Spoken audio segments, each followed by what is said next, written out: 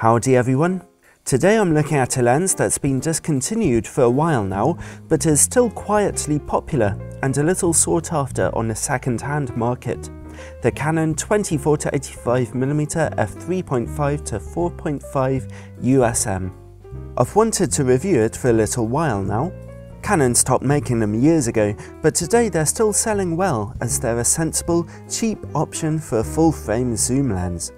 Maybe that's what you're looking for if you've just bought an expensive full-frame camera, but you don't have a lot of money left over. You can get this over on eBay for about £80 or $120 US.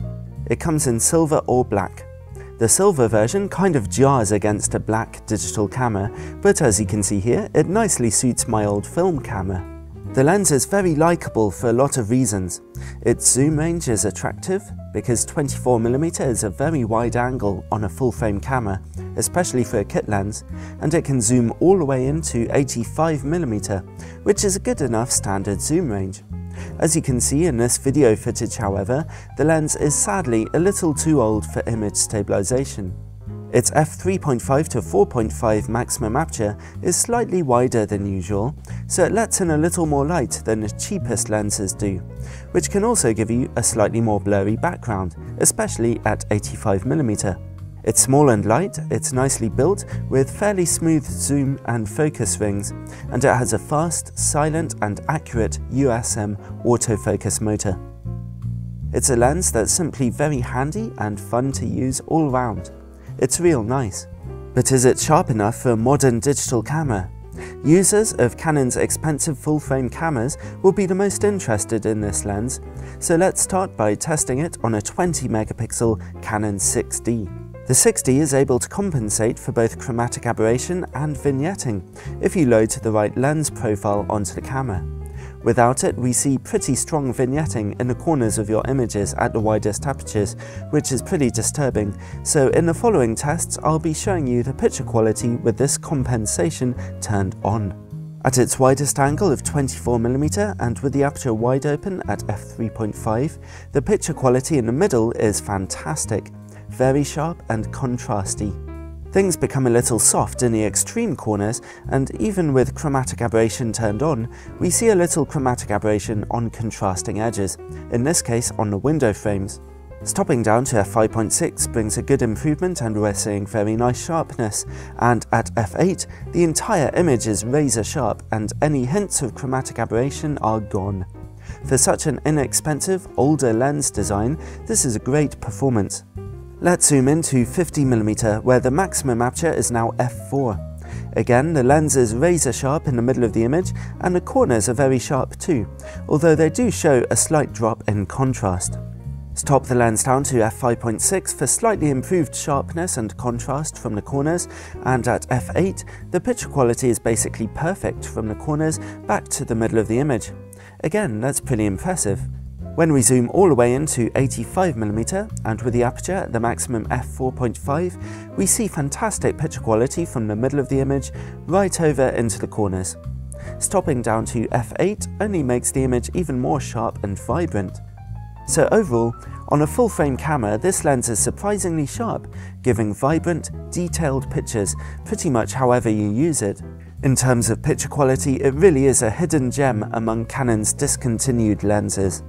Now, if you're using one of Canon's cheaper APS-C digital cameras, then I think you'd be much better off just using its image-stabilized 18-55mm kit lens instead of the 24-85. But I'll give it a quick test on my 18-megapixel Canon 60D just in case you're interested in the results.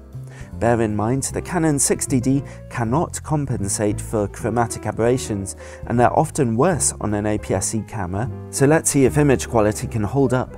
At its widest angle of 24mm and with the aperture wide open at f3.5, the lens is decently sharp in the centre of the image and remains so even in the corners. Unsurprisingly, we are seeing some fairly pronounced purple and green chromatic aberration on contrasting edges. Stop down to f5.6 for more sharpness and contrast, but the aberrations stubbornly remain. It's the same story when you stop down to f8. So at 24mm it's very sharp, but it doesn't provide the cleanest picture ever. Let's zoom in to 50mm. At f4, the lens is decently sharp in the middle of the frame and noticeably softer in the corners, but it's not too bad and the chromatic aberration levels are a bit weaker. Stop down to f5.6 and the lens is a bit sharper, and image quality at f8 is really excellent, being especially sharp in the middle of the frame. Finally, let's zoom in to 85mm. At a maximum aperture of f4.5, the lens is a little soft from the middle of the image and over into the corners, and the purple and green chromatic aberrations remain. At f5.6, the picture quality is a little better, and at f8 the image looks good enough, but still not quite razor sharp, even in the middle.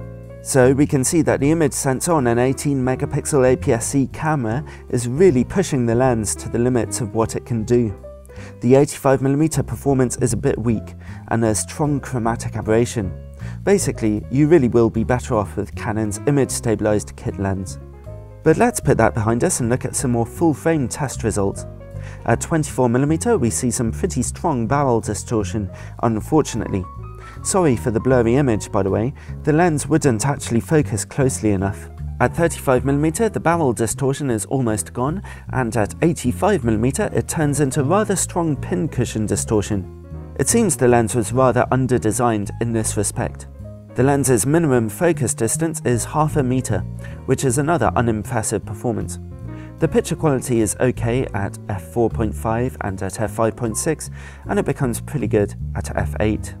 It's not easy to get an out-of-focus background with this lens due to its relatively narrow, albeit slightly wider than average, maximum aperture.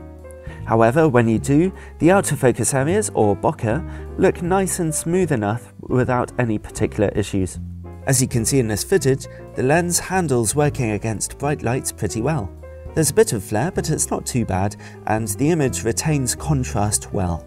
Overall, this lens is very sharp and fun to use, and it's a surprisingly good option for a full-frame camera.